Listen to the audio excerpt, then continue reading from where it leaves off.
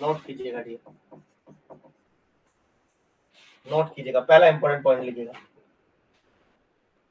अगर आपको किसी बच्चे के अंदर मैनेज करना है, मैनेज हाइपोथर्मिया, अगर आप लोगों को किसी बच्चे में हाइपोथर्मिया मैनेज करना है, और स्पेशली कौन से बच्चों में, 32 से 36 वीक के बच्चों में, तो इन बच्चों में सबसे ज्यादा चांसेस होते हैं हाइपोथर्मिया होने। प्रीटर्म बच्चे होते हैं, है ना, प्रीटर्म बच्चों में इन हाइपोथर्मिया को मैनेज करना, तो आप क्या यूज करते हैं, तो use radiant warmer and incubator. Radiant warmer और इंक्यूबेटर याद रखना, सीधा दोनों से क्वेश्चन लिखवा रहा हूँ, सीधा लिख लो। रेडिएंट वार्मर और इंक्यूबेटर दोनों क्या करते हैं, बच्चे के अंदर हीट लॉस को प्रिवेंट करते हैं। रेडिएंट वार्मर और इंक्यूबेटर दोनों बच्चों के अंदर हीट लॉस को प्रिवेंट करते हैं, तो बच्चा हाइपोथर्मिया से प्रिवेंट हो जाएगा। तो रेडिएंट वार्मर कौन से मेथड से हीट को प्रिवेंट करता है, it prevent heat loss from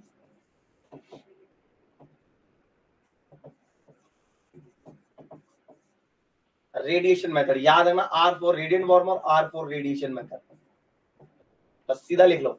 incubator, incubator याद रखिएगा, इंक्यूबेटर से हीट लॉस कौन से मेथड से प्रिवेंट होती है, heat loss prevent from convection method. मैंने डिटेल में पढ़ा रखा था इसको, और मैंने बोला है पीआर यादव में एक क्वेश्चन गलत दे रखा है, अभी सुन लो, पीआर यादव में एक क्वेश्चन गलत दे रखा है, उसने रेडिएंट वार्मर कन्वेक्शन से बता रखा है, इंक्यूबेटर रेडिएशन से बता रखा है, जो कि गलत है। रेडिएंट वार्मर ठंडे रूम को कूल रूम में कन्वर्ट करता है, जबकि इंक्यूबेटर ठंडी हवाओं को गर्म हवाओं में कन्वर्ट करता है। तो गर्म हवाएं होंगी तो कन्वेक्शन मेथड से हीट लॉस नहीं होगा, वो इंक्यूबेटर। ब्लोअर, इंक्यूबेटर का मतलब ब्लोअर, ब्लोअर गर्म हवा फेंकता है। रेडिएंट वार्मर का मतलब हीटर, हीटर क्या करता है, ठंडे रूम को गर्म रूम में कन्वर्ट करता है। तो ये याद रखना इंपॉर्टेंट, और दोनों को दोनों यूज करते 32 से 36 वीक के लिए। चलिएगा भैया, सेकंड पॉइंट एक और लिख लो, सेकंड नोट। अगर आपकी बॉडी का 1 डिग्री टेम्परेचर बढ़ता है, इंक्रीज 1 डिग्री सेल्सियस टेम्परेचर, ये भी क्वेश्चन आता है। अगर आपकी बॉडी का 1 डिग्री सेल्सियस टेम्परेचर बढ़ता है तो हार्ट रेट बढ़ जाती है, एचआर इंक्रीज होती है, कितनी, 7 से 10 beat per minute. Respiration rate भी बढ़ जाती है, कितनी बढ़ जाती है भैया, 4 breathe per minute. O2 consumption भी बढ़ जाती है, O2 डिमांड भी बढ़ जाती है, और कितनी बढ़ जाती है O2 डिमांड, O2 डिमांड बढ़ जाती है 13%। तो कुल मिला के बात करूं, टेम्परेचर बढ़ेगा तो रेस्पिरेशन रेट, हार्ट रेट और O2 कंजप्शन बढ़ जाएगी। टेम्परेचर कम होगा तो ये तीनों ही कम हो जाएगी। तो हाइपोथर्मिया में बच्चे में हार्ट रेट भी कम देखने को मिलती है, ब्रेडिकार्डिया, रेस्पिरेशन रेट भी कम देखने को मिलती है, ब्रेडिप्निया, और O2 कंजप्शन भी कम देखने को मिलती है, हाइपोक्सिया। तो ये हाइपोथर्मिया के साइन होंगे, पढ़ाऊंगा आगे। चलिएगा, अब हम बात करते हैं नॉर्मल टेम्परेचर कितना होता है न्यूबॉर्न में। चलो भैया, नॉर्मल टेम्परेचर कितना होता है ये बात करते हैं हम लोग। तो नॉर्मल टेम्परेचर लिखिएगा, नॉर्मल टेम्परेचर जो न्यूबॉर्न में होता है वो कितना होता है, 36.5 डिग्री से 37.5 डिग्री सेल्सियस, ये नॉर्मल टेम्परेचर होता है। अगर किसी न्यूबॉर्न के अंदर temperature less than 36.5 degree Celsius से कम होगा तो इसी को न्यूबॉर्न में न्यूनेटल हाइपोथर्मिया के नाम से जानते हैं। तो what is the neonatal hypothermia, तो जिन बच्चों में टेम्परेचर 36.5 डिग्री होता है वो नॉर्मल है, लेकिन जिन बच्चों में 36.5 से कम है, बाकायदा लिखा है देखो, लेस देन है, लेस देन, तो जिन बच्चों के अंदर 36.5 डिग्री सेल्सियस से कम टेम्परेचर है,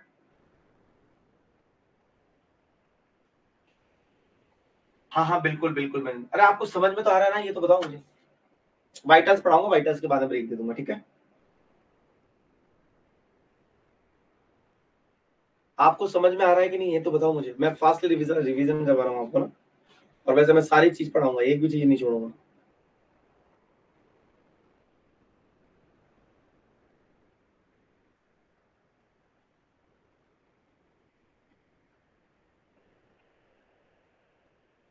चलिए करिए, नेक्स्ट बात करते हैं टेम्परेचर। अब देखो, मोस्ट कॉमन साइड कौन सी होती है बच्चों में, मोस्ट कॉमन साइड कौन सी जगह से टेम्परेचर लेते हैं, तो लिखना भैया एक्सिला, एक्सिला से लेते हैं। ये हो गया हमारा टेम्परेचर, इंपॉर्टेंट इतना सही है, बाकी तो पूरी चीज मैंने बता दी आप लोगों को। नेक्स्ट बात करते हैं पल्स, जिसे आप हार्ट रेट बोलते हैं। सेकंड वाइटल साइन लिखिएगा पल्स, जिसे आप क्या बोलते हैं भैया, हार्ट रेट, एचआर। अरे न्यूबॉर्न में हार्ट रेट कितनी होती है, बताओ बताओ, न्यूबॉर्न में हार्ट रेट कितनी होती है नॉर्मल, नॉर्मल एचआर कितनी होती है न्यूबॉर्न में, तो नॉर्मल एचआर होती है भैया 120 से 160 बीट पर मिनट, एग्जैक्ट होती है 140 बीट पर मिनट, एग्जैक्ट होती है 140 बीट पर मिनट। कल परसों स्टार्ट कर देंगे, कल परसों 3 दिन ही है ना, एक आज एक कल एक परसों स्टार्ट कर देंगे, कंप्लीट करेंगे 3 दिन में, सब हो जाएगा। अंजलि कुमारी सब पढ़ाऊंगा, टेंशन क्यों लेते हो। चलो नेक्स्ट बात करते हैं, मोस्ट कॉमन साइड कौन सी होती है। मोस्ट कॉमन साइड, तो पल्स चेक करने की मोस्ट कॉमन साइड होती है न्यूबॉर्न में एपिकल, जबकि अडल्ट में कौन सी होती है, रेडियल। सीपीआर के दौरान अलग होती है, सीपीआर के दौरान अलग होती है ना। एपिकल पल्स की मोस्ट कॉमन साइड कौन सी होती है, तो एपिकल पल्स न्यूबॉर्न में कहां से ली जाती है, तो एपिकल पल्स को न्यूबॉर्न में लिया जाता है fourth intercostal space, left side, जबकि अडल्ट के अंदर फिफ्थ से लेते हैं।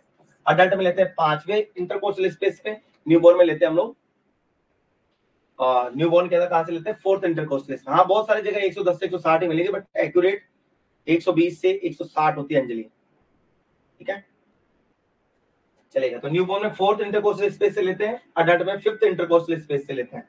बात करते हैं कौन सी लाइन से लेते हैं, तो बाकी सब सेम ही होगा, अडल्ट हो चाहे न्यूबॉर्न हो, मिड क्लेविकुलर लाइन, क्लेविकल के मिड पोर्शन से।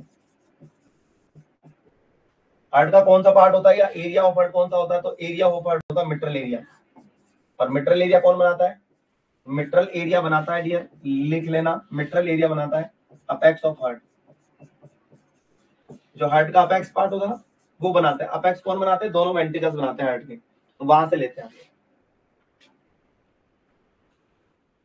तो न्यूबॉर्न में मोस्ट कौन साइड होती है पल्स लेने की, नॉर्मली एपिकल पल्स होती है ना। कहां से लेते हैं, फोर्थ इंटरकोस्टल स्पेस से लेते हैं, मिड क्लेविकुलर लाइन से लेते हैं, मिट्रल एरिया से लेते हैं, apex part of the heart से। चलेगा जी। अब एक नोट लिखेगा, नोट में कुछ इंपॉर्टेंट पॉइंट लिखवा रहा हूँ, वो सुनो। नोट लिखेगा, नोट में कुछ इंपॉर्टेंट पॉइंट, नोट लिखेगा और नोट में कुछ इंपॉर्टेंट पॉइंट लिखेगा। पहला इंपॉर्टेंट पॉइंट नोट के अंदर मेंशन कीजिएगा और लिखेगा, most common site of pulse assess during CPR. देखो डियर, नॉर्मली तो मैंने आप लोगों को बताया है कि एपिकल पल्स लेते हैं, बट सीपीआर के दौरान कहां से पल्स लेते हैं, तो अडल्ट में सीपीआर के दौरान, सॉरी न्यूबॉर्न में सीपीआर के दौरान पल्स लेते हैं हम लोग ब्रेकियल आर्टरी से। न्यूबॉर्न सीपीआर अगर दे रहे हैं तो न्यूबॉर्न में लेते हैं ब्रेकियल आर्टरी से।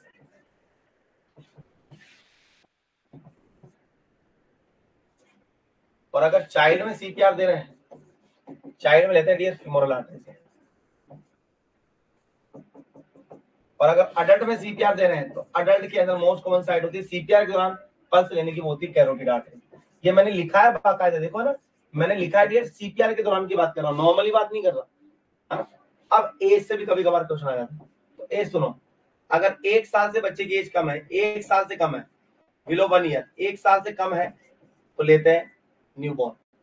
1 से 8 साल तक के बच्चों में सीपीआर के दौरान चाइल्ड में पल्स लेते हैं फीमोरल से, और 8 साल से ज्यादा का बच्चा है तो अडल्ट मान के उसके अंदर पल्स लेते हैं कैरोटिड। तो एज से भी कभी कभार क्वेश्चन आ जाता है, तो एज मैंने लिखवा दी, लिख लेना।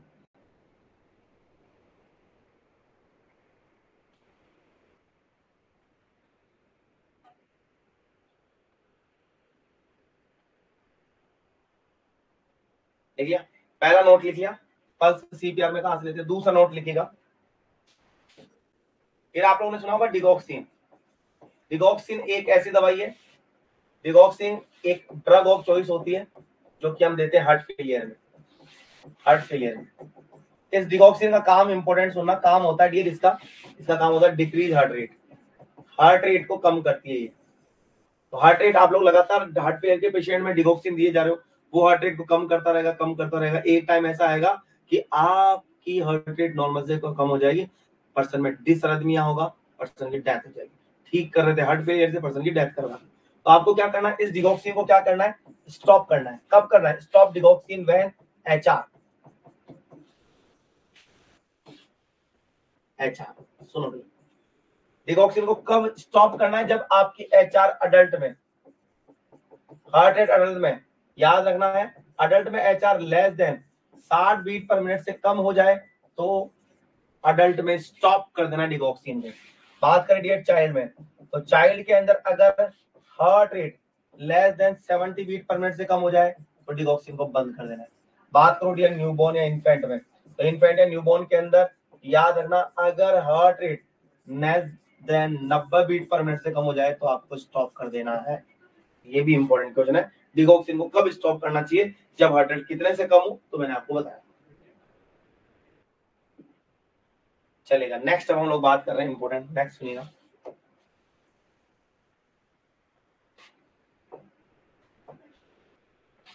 नेक्स्ट सुनिएगा, तीसरा रेस्पिरेशन।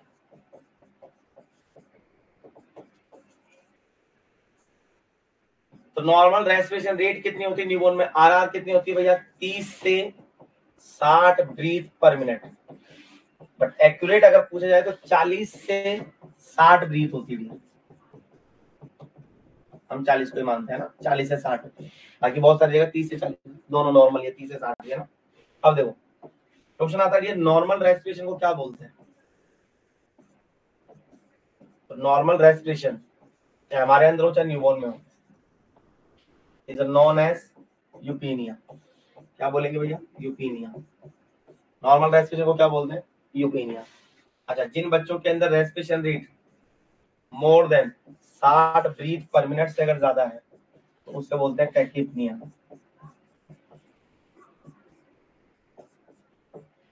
टैकिपनिया, ठीक है। और जिन न्यूबॉर्न में respiration rate 30 breath per minute से कम है तो उसे बोलते हैं भैया ब्रैडिपनिया। क्या बोलते हैं भैया? ब्रैडिपनिया। अब एक वर्ड और आता है एपनिया, वो भी सुन लो, इंपॉर्टेंट है।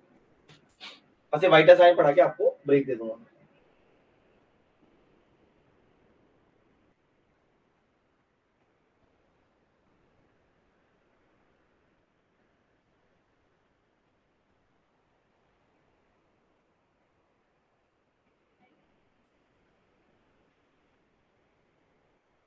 चलेगा, नेक्स्ट बात करते हैं हम लोग एपनिया। एपनिया की दो डेफिनेशन बता रहा हूँ डियर, दोनों सुन लो।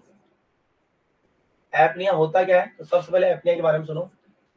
जिन भी बच्चों के अंदर एब्सेंट होती है ब्रीदिंग, एब्सेंट बोलो या सेसेशंस के नाम से भी आता है, absent cessations of breathing more than 20 seconds. अगर जिस बच्चे के अंदर 20 सेकंड से ज्यादा, जिन बच्चों में 20 सेकंड से ज्यादा ब्रीदिंग एब्सेंट है उसे बोलते हैं एपनिया। इंपॉर्टेंट चीज याद रखना, चाहे इसमें आपको दिखाई दे चाहे दिखाई ना दे, विद या विदाउट साइनोसिस या ब्रैडिकार्डिया। चाहे बच्चे में आपको साइनोसिस दिखाई दे चाहे दिखाई ना दे, चाहे ब्रैडिकार्डिया दिखाई दे चाहे दिखाई ना दे, 20 सेकंड से ज्यादा अगर बच्चे में ब्रीदिंग एब्सेंट है तो वो कंडीशन कहलाती है एपनिया। अब बात करें लेस देन में एपनिया कब बोलेंगे? लेस देन में तो जिन बच्चों के अंदर एब्सेंट है ब्रीदिंग, जिन बच्चों के अंदर ब्रीदिंग क्या है? एब्सेंट है, absent of breathing less than 20 second. देखो अगर मोर देन 20 सेकंड है तो वो एपनिया है, चाहे साइनोसिस हो चाहे ना हो, वो एपनिया है, ठीक है। जिन बच्चों में ब्रीदिंग अगर एब्सेंट है लेस देन 20 सेकंड से कम, लेकिन साथ में क्या दिखाई दे रहा है? With cyanosis and bradycardia.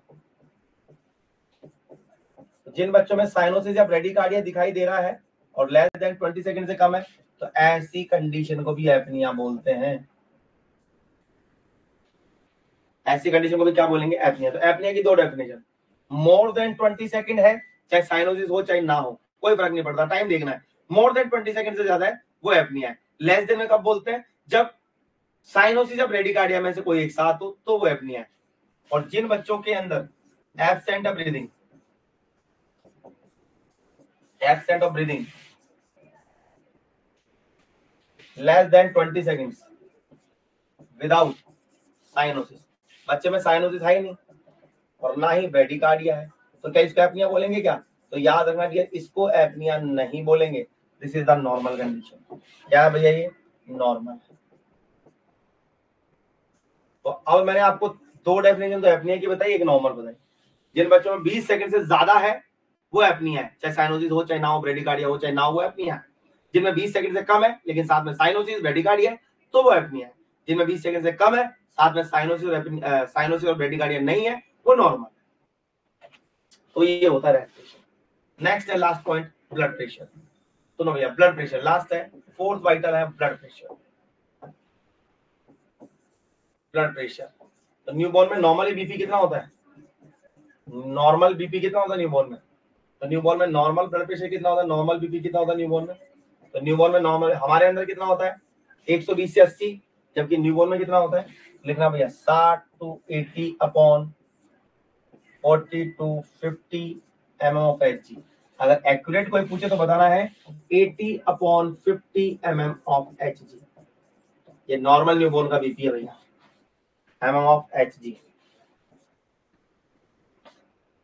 तो ये वाइटल साइन हो गए। बाकी तो पेन वगैरह सब ऑक्सीजन सेचुरेशन मैंने पढ़ा दिया है। एक फिफ्थ वाइटल साइन होता है pain, pain is the fifth vital sign. Emergency में fifth vital sign pupillary response होता है ना। ये पेन आपको फंडामेंटल में पढ़ाया जाएगा, बाकी और सारी जितनी चीजें वो फंडामेंटल में पढ़ाएंगे।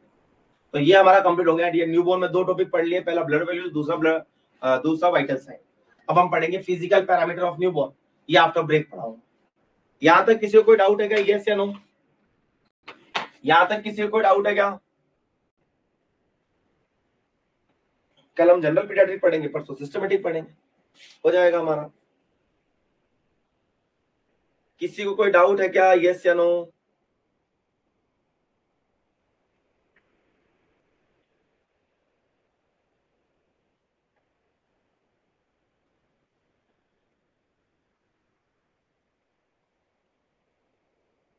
अरे बताओ भाई। चलेगा, कोई डाउट नहीं तो आफ्टर ब्रेक मिलते हैं। Thank you so much, bye bye, take care.